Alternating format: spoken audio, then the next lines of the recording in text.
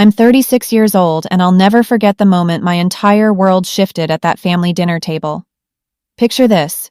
You're sitting there, trying to enjoy a meal, and your own father looks you dead in the eye and announces he's giving away your grandmother's lake house to his new wife, not asking for your opinion, not discussing it with the family. Already done. The property that's been in our family for generations, filled with decades of my childhood memories, just handed over like it meant absolutely nothing. But what my father didn't know was that I had been 3 steps ahead the entire time, and what happened next would leave his gold-digging wife absolutely destroyed. Let me take you back to that night. For years, I'd been watching my father, Robert, fall deeper and deeper under the spell of a woman named Lily. My dad's a successful businessman in his late 50s, always been sharp, always been careful with his decisions. But after my grandmother passed away, he met Lily. She's only 32, and from the moment I met her, I could see right through her. She had this calculating look in her eyes and an insatiable hunger for wealth that she barely tried to hide. I watched in silence as she weaseled her way into his life, as family heirlooms started disappearing, as my father's bank accounts got lighter while her lifestyle got more and more extravagant. I'd bite my tongue at family gatherings, watching her parade around in designer clothes that my father had paid for, bragging about her next business venture that would inevitably fail. But this time she'd gone too far. She'd set her sights on the one thing I would never, ever let go of, my grandmother's beloved Lakehouse. That place wasn't just property to me. It represented everything I loved about my childhood. I could close my eyes and still smell the lavender from the garden, still hear my grandmother's laugh echoing across the water, still feel the warmth of those lazy summer afternoons when life was simple and beautiful. When my grandmother passed away 5 years ago, she left that house to me. I remember sitting in the lawyer's office, tears streaming down my face as Mr. Thompson explained that she'd made very specific arrangements. She knew exactly what she was doing. She'd seen the writing on the wall long before any of us had, and she was making sure the house stayed protected. But apparently my father had forgotten all of that. Or maybe Lily had convinced him it didn't matter. Either way, he sat at that dinner table with this smug expression on his face, with Lily beside him wearing this triumphant smile, and he announced that the lake house was now hers, that he'd already transferred it to her name, that she deserved a nice summer home.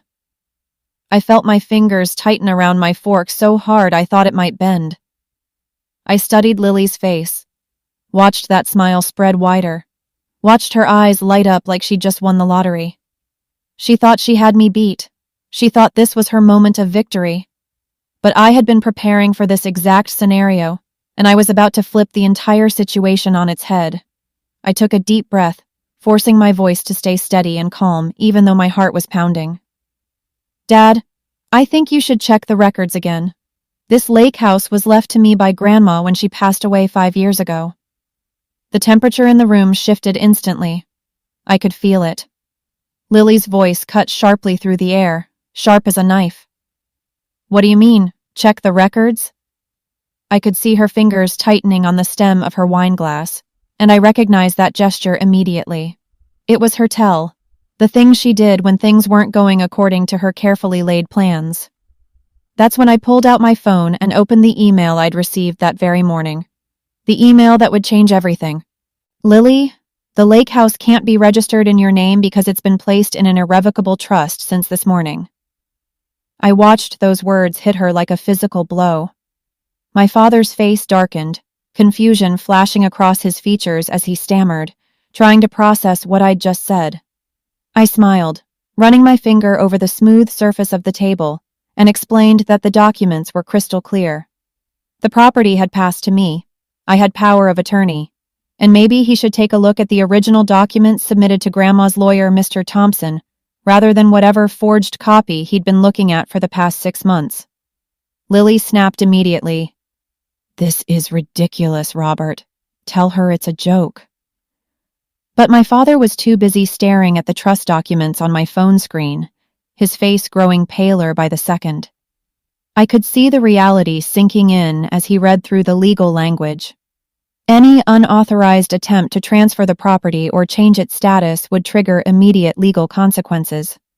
I watched my father age 10 years in 10 minutes, watched the realization dawn on him that he'd made a catastrophic mistake. He finally managed to stammer out a weak protest. "You can't do this. I'm your father. This was your grandmother's house." But I stood my ground. I'd spent too many years watching him give things away to back down now. "She left it to me for a reason, Dad, and I'm not going to just hand it over." Lily jumped up, her chair screeching across the floor in a way that made everyone in the restaurant turn to look at us. "You're ungrateful," she shouted, her composure starting to crack. But I interrupted her with the same gentle confidence I'd inherited from my grandmother. "Be careful with your words, Lily. The trust has specific provisions about harassment, and Mr. Thompson is very meticulous in his documentation." The silence that followed was absolutely deafening. I watched my father sitting there, looking like he'd been hit by a truck, and Lily standing in the middle of the room, clenching her fists, her perfect facade completely crumbling. She whispered desperately, "But we've already planned everything. Contractors are supposed to start work next week." I took a slow sip of water, letting her words hang in the air for a moment before responding. "You'll have to cancel them. I'm the trust manager, and any changes in ownership require my written permission." That's when I dropped the real bomb. I leaned forward and explained that the trust included records of all attempts to access or transfer the property over the past 6 months, including conversations with real estate agents about potential buyers. I watched Lily's face turn from angry red to deathly pale. She tried to defend herself, claiming they were just considering options, but I wasn't buying it. I leaned closer and spelled it out for her. "The trust prohibits any sale without the unanimous consent of all beneficiaries, and I'm the only beneficiary." My father finally found his voice again, but there was this uncertainty in it that I'd never heard before. "You don't understand, Susan. Lily and I had plans. The sale would give us capital for investments." I raised an eyebrow and asked the question that had been burning in my mind for months. "Finance another one of her business ventures? Like that boutique that closed after 6 months? Or the yoga studio that never even opened?" Lily's face contorted with pure rage. "How dare you?" she screamed, turning to my father. "Robert, are you going to let her talk to me like this?" But my father was still looking at those trust documents, his hands trembling slightly. I could see him struggling to come to terms with everything, finally understanding that the woman he'd married had been manipulating him all along. After that explosive dinner, I drove home with my hands gripping the steering wheel, my mind filled with memories of the summers I'd spent at that lake house with my grandmother. She'd taught me so much during those summers. How to stand up for what's right. How to see through people's masks. How to protect the things that really matter. As I drove, my phone buzzed with a message from Mr. Thompson. "Everything is going according to plan." I smiled through the tears that were starting to form and replied, "Exactly the way Grandma would have wanted it." But I knew this was only the beginning of the battle. The next morning, I woke up to my phone absolutely exploding with messages. Angry, almost hysterical texts from Lily, calling me every name in the book. Pleading voicemails from my father, begging me to reconsider, to think about the family. Confused messages from family friends who'd apparently been promised use of the Lakehouse by Lily. I forwarded every single message to Mr. Thompson, building our case stronger with each piece of evidence. Later that day, I decided I needed to see the Lakehouse with my own eyes. As I drove up that familiar gravel driveway, my heart started sinking lower with every foot I traveled. What I saw when I arrived would haunt me for weeks.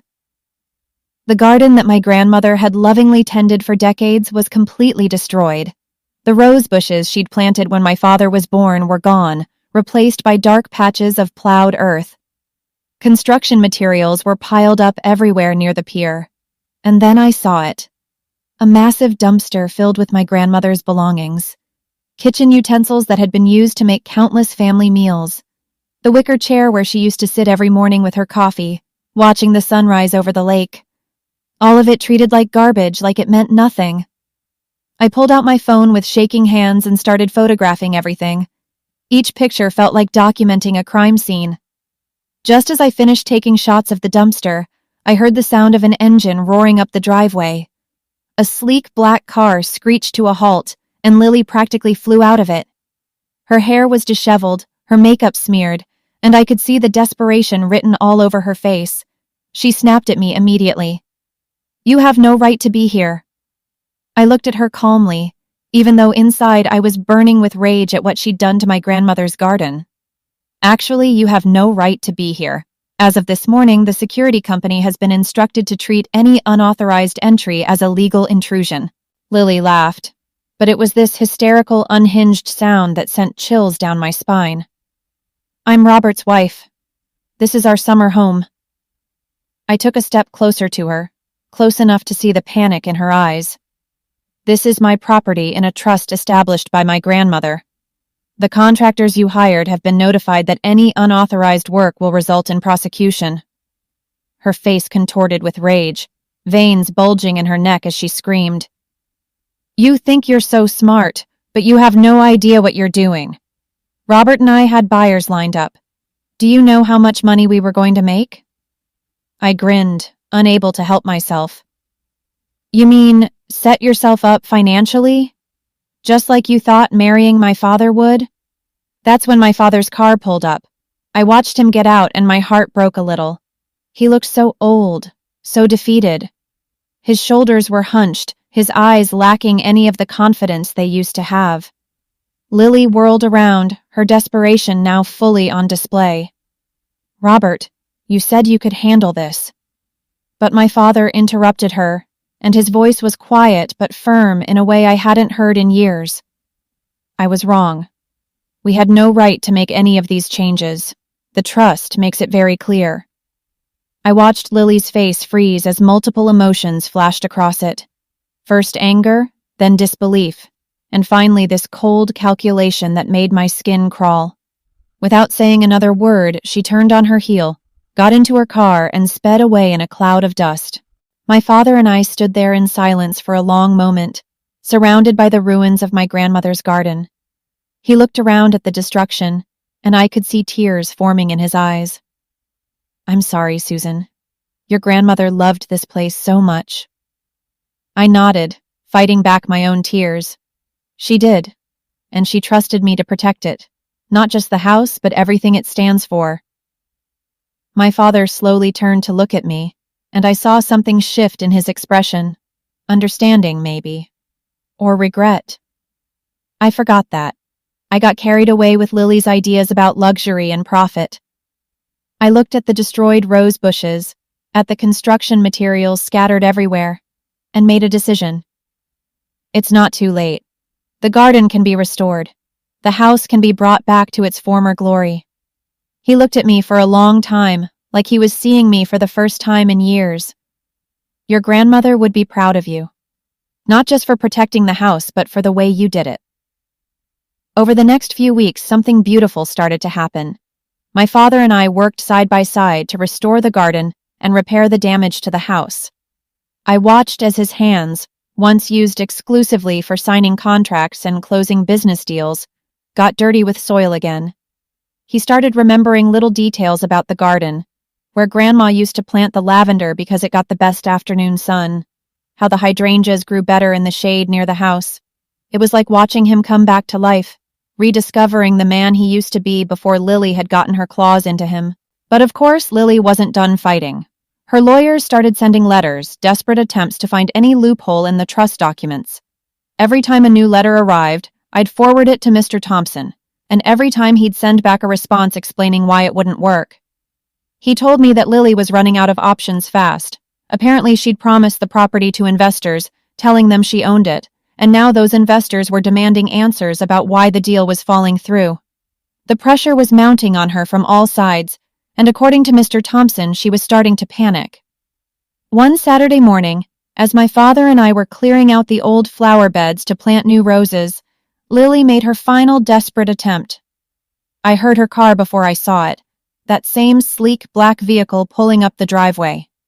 But this time she wasn't alone. She stepped out with two men in expensive suits, and I knew immediately they were her so-called investors. She walked up to us with this fake confidence, trying to put on a show. "Susan, these gentlemen represent my investors. They're ready to make you a very generous offer for the property."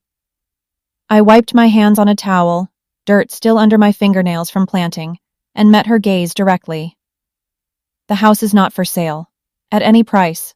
The trust prohibits any sale." Lily's carefully maintained facade completely shattered.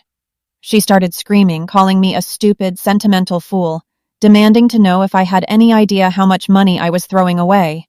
But before I could respond, something happened that I'll never forget. My father, who had been working quietly on the other side of the garden, stood up.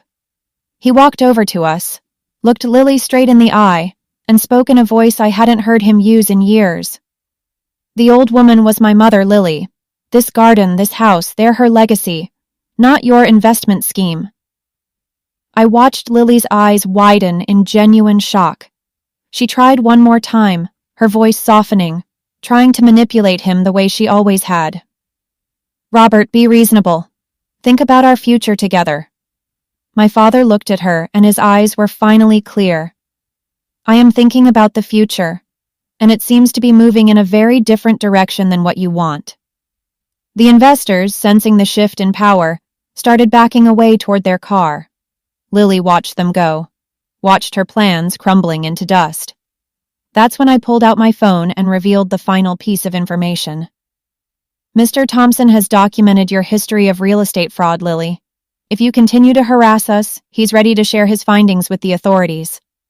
Her face went pale as a ghost. She gave us one last furious look, got into her car, and drove away. I knew in my gut that would be the last time I'd ever see her. My father exhaled slowly, like he'd been holding his breath for months. "I was such a fool," he said quietly. I looked at him, this man who'd raised me, and felt compassion wash over my anger. "You're just a man who wanted to believe in love again. There's nothing wrong with that." He looked around at the garden we were rebuilding together, at the house, at the lake sparkling in the afternoon sun. "Your grandmother would be proud of you, and maybe, hopefully, proud of me too, for finding my way back." As we continued working that day, the sun slowly sank toward the horizon, painting the sky in brilliant colors. I thought about everything that had happened, how Lily had tried to turn this place of memories and meaning into a soulless investment property, how my grandmother's foresight and wisdom had saved it all, how sometimes the best way to fight isn't with anger or aggression, but with preparation and the quiet confidence of knowing you're protecting something that truly matters. One evening, as we sat on the newly repaired pier, my father shared something with me. "Your grandmother once told me that houses, like people, have souls. They remember who loved them and who didn't."